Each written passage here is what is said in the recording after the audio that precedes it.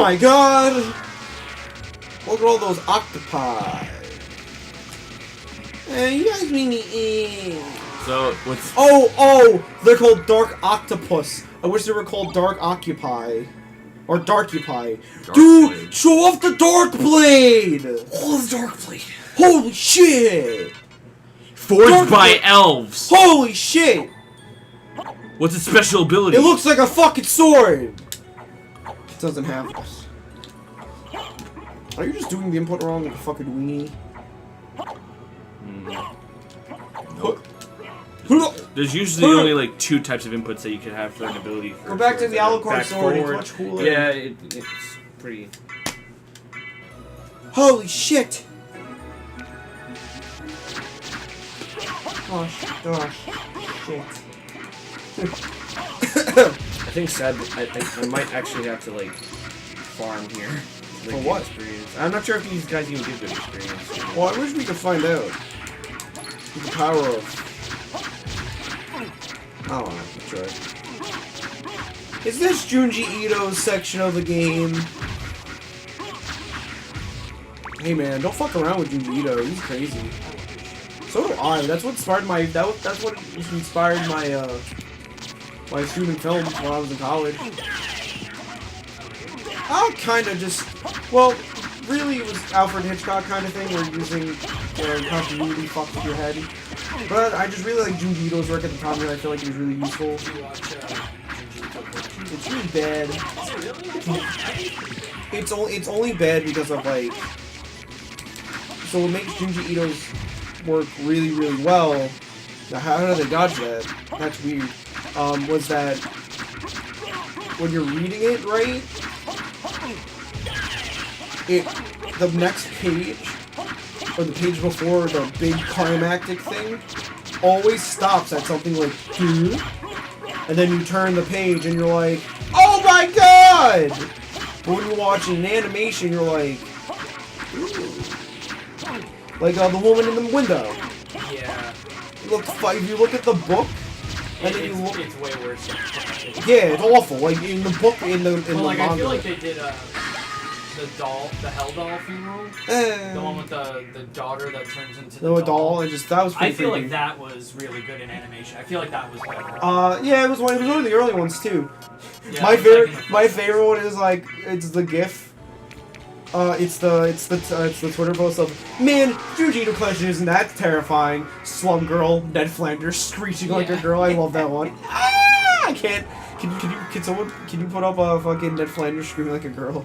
Because it's just the GIF and it shrieks like a girl and he's like, I love it. I love that scene in The Simpsons too. Where I think the thing was like they thought Ned Flanders killed his wife yeah. at his house before she actually died in the show, and like. They're like, Bart was like, but I heard a woman scream, and then Flanders is like, well, that I can't explain. He's like, oh, we found the plant. I can't do it. Yeah, man, it just, I don't know. It's kind of like Berserk. Berserk 2016-17's animation is fucking garbo. But it's still fun to watch because, you know, it's a compelling story, I guess. And Junji Ito, you're like, the collection, you're like, that's a little, I don't know. No. I mean, my experience with Junji Ito stuff is like just reading the manga online, so I get I mean, either way, it still has the turn of a page unless you have both pages next to each other. No, not really. They have in the mall in the comic stores they actually have the fish island, where the fishes are on like the weird robot alien things, and a bunch of sharks are going through town. It's called I think it's JYO, like Joyo or something like that. I forget. I can't pronounce Japanese words. Fuck off. But yeah, no, I really love his work. Like I'll fucking like, oh shit, because it's just weird, and no one really has a happy ending except for like nobody. Actually, except for like the family that leaves the house and the woman in the window, because no one actually died. It was just a guy traumatized forever. You wanna know what's kind of sad though? At least from the stories that I saw in the anime, because I've read the mangas and some of his stories in the manga, and I've watched the show, some of the show. I'm still finishing it. I don't really like any of the episodes that has Shoichi in it. Oh, Shoichi's just such a recurring character. I know. Soichi, and there's another girl. There's a girl name that keeps coming back. The fashion model comes back. Yeah, she does later on. In a little one-off. Yeah, you find out why Shoichi is the way he is, and it's super weird. Cause it's just weird shit. What's another good one? Fuck. I really like the Long Dreams one. Long Dreams one was pretty weird. That one in animation was kind of funny. That was good. I gotta make a hit. Yeah, the dream one's terrifying, actually. Just the concept of it's terrifying. Because of the doctor, because the doctor's an asshole. He's like, oh, well, now she's... Yeah, because he's a doctor. Fuck, I had another one in my head that was actually not so bad as a thing. Shit. The fashion model one wasn't that good.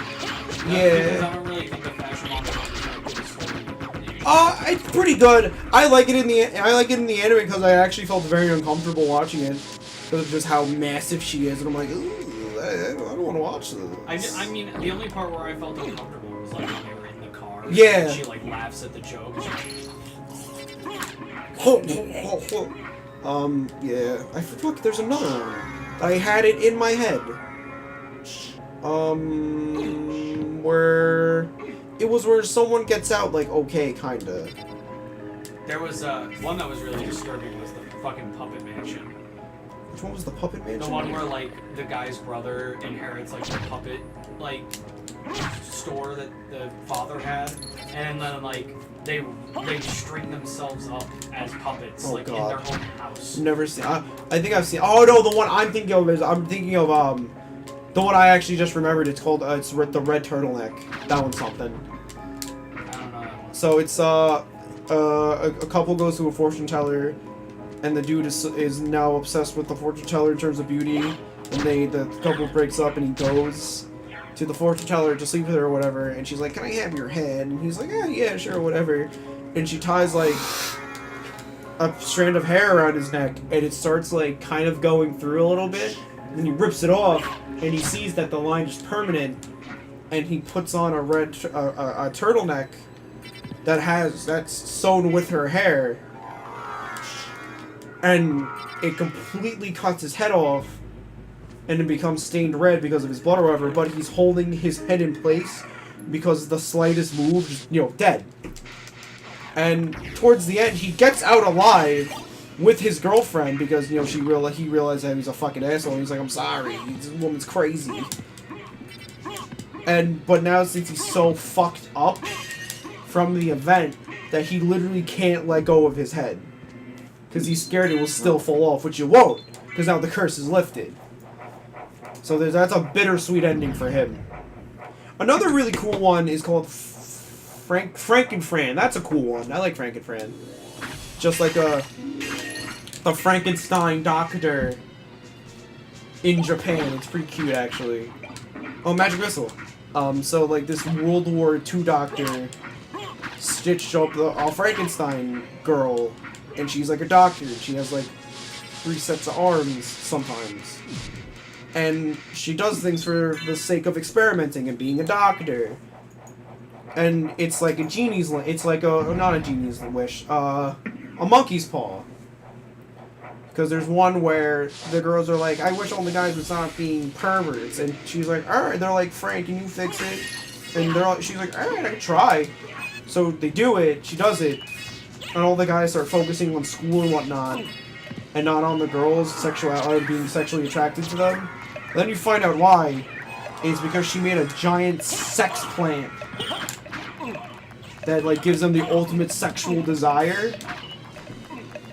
And then the girls are like, get rid of it. And she's like, nah, if I get rid of it, they're gonna be bored.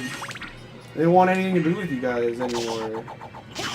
So the girls get rid of it eventually, but all the guys just don't care anymore because their ultimate form of like ecstasy is now gone. And it's something. I like her stories are pretty cool. The 3 that I've read up are pretty cool actually. I like them. Oh no, it's the army of Mr. Bones. Well, you almost killed everyone. Congrats. Almost. Oh wow, cool. The music's getting intense. Is that Richter? Oh, that's a frozen calf.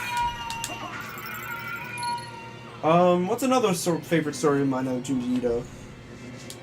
I don't think I know that one actually. So basically, it's really short. It's just like... Yeah, some of the stories are super short. There's this circus where they're like, hey, if you perform and you do well, you'll get to marry that beautiful lady up there. Oh no. But what's actually happening is that the ringmaster is a demon that uses the circus to take people's souls. Okay. So like he has like this power to make them like not be good at like what they do, and it ends up killing them. Oh, okay, that makes sense. And the girl knows that this is happening. She's like, no, please, fucking stop trying. Oh, you got the necklace of Jay. And they're just like, but I Jahan? want you. But I She's want like, I'll marry you anyway. He's like, and they're just like, no, I have to deserve it. Yeah. And then, like, at the end of the circus, after literally everyone dies except those two, the ringmaster's like, well, if you think you're worthy, then you try. This is an ongoing cycle. There's the ice cream truck is pretty weird. Where, it's about, like, a single father, and his kid's kind of like an asshole.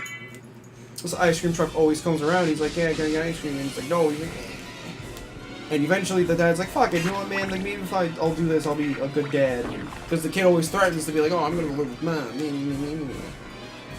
then eventually, over time, like, the kids kind of start being sticky. And kind of, like, looks like they're licking ice cream off, like, the side of the road. And it's like, oh, this is weird. Then these kids keep eating the ice cream from the ice cream truck. And they eventually become ice cream.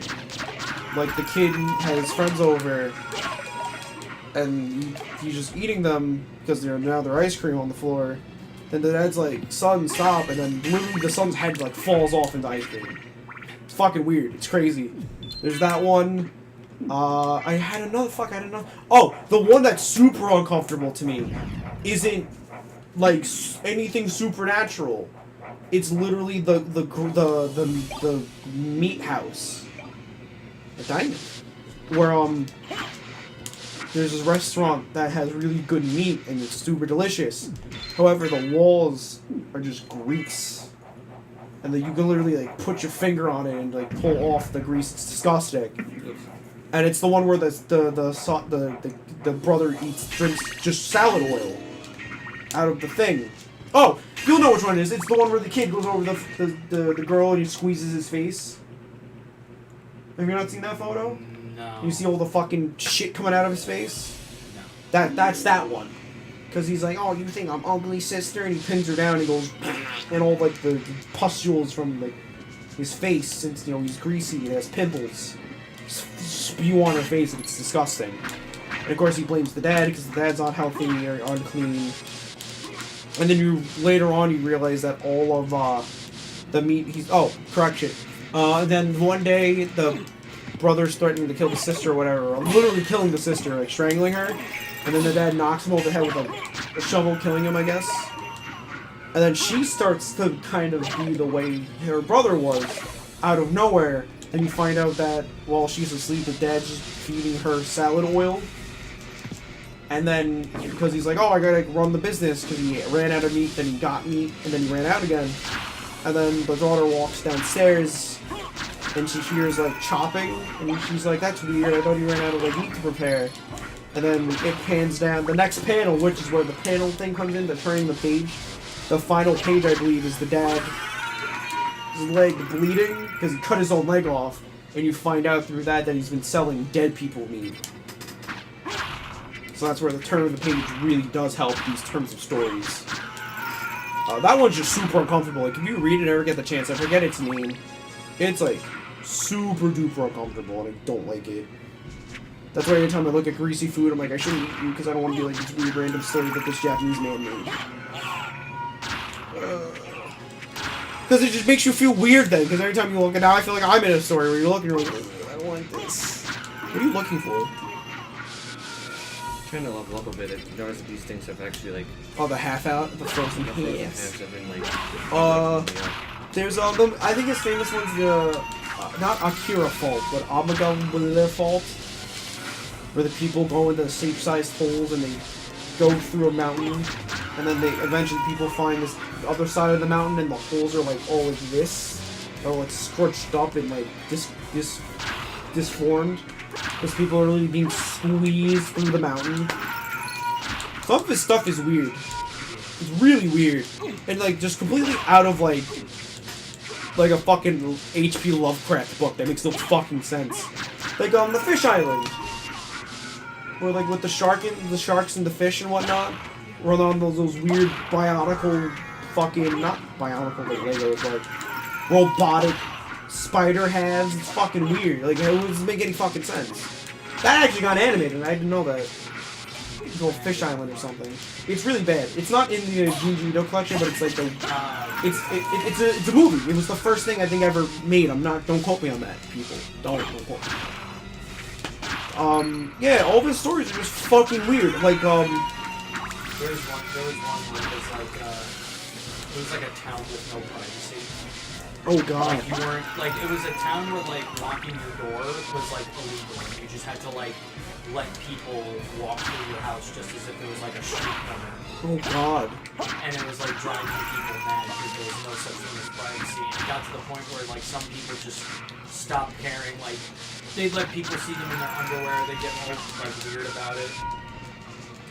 And like the girl went there because she felt like her family was spying on her. Oh god. Yeah, I've actually noticed a lot of his stories involve like women.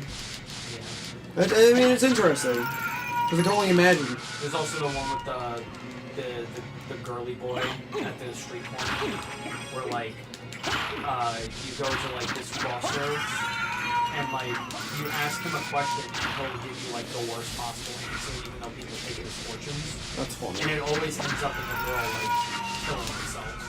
Oh shit, that's crazy. Well, Reminds me of Kino's journey with the about this person that like goes around to different countries and like experiences different laws and shit. And like in this city, like that this person goes into, it's legal to kill people. oh god. And like there's this one guy who's just like, oh, that he encounters like in the middle of the road, like, oh, I just want to go over here and just kill as many people as I want.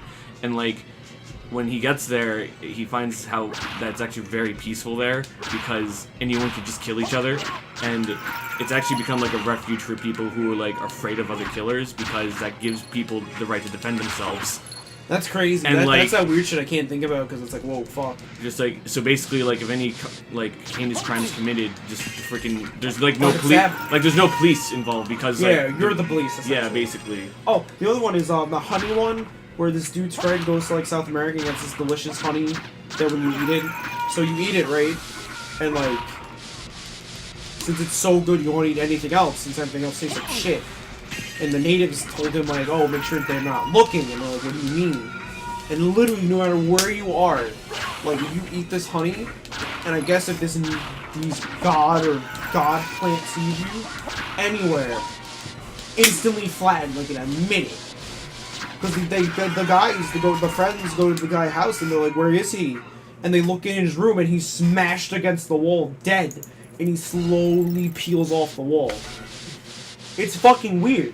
It's so weird. And then the friend goes to South America where they get the honey, and it's just random eldritch god tree where they're like tendril flaps are like this, right? And then they disappear real quick and come back. Because it literally, like in a blink of an eye, will even come back. It's crazy shit. I like to think it's just Japanese eldritch horror, kind of, but like, you know. Well, yeah, but without like an actual, like, religion behind it. Well, eldritch horror is not religion. Well, I'm just thinking Cthulhu. Cthulhu's not a real religion. Neither is the flying spaghetti monster, and look what happened. Got you good. You sure showed him. You showed him! Yeah. Shit. I haven't said that in a while, honestly. Well, after this whole talk about fucking weird shit, it's time to end this episode Yeah, I leveled on a up. happy boy. I leveled up quite a bit. I like gained a whole 100 extra HP points. Oh, yeah, I did see that. I noticed that. Like, holy fuck. Just from killing those fucking frozen halves. Hell yeah. That's how you do it, bud. You gotta farm them. Gotta farm him, big boy. You gotta kill him. You gotta kill him. Oh, I killed him. Yuck, I killed him. No, Mickey Goofy, you can't admit it. You can't tell me what I killed him. Wait, I killed him. I killed him, Don. I killed him, Goofy. I killed him, Mickey. It's fucking great. I love that video. But, bye-bye, boy. Bye.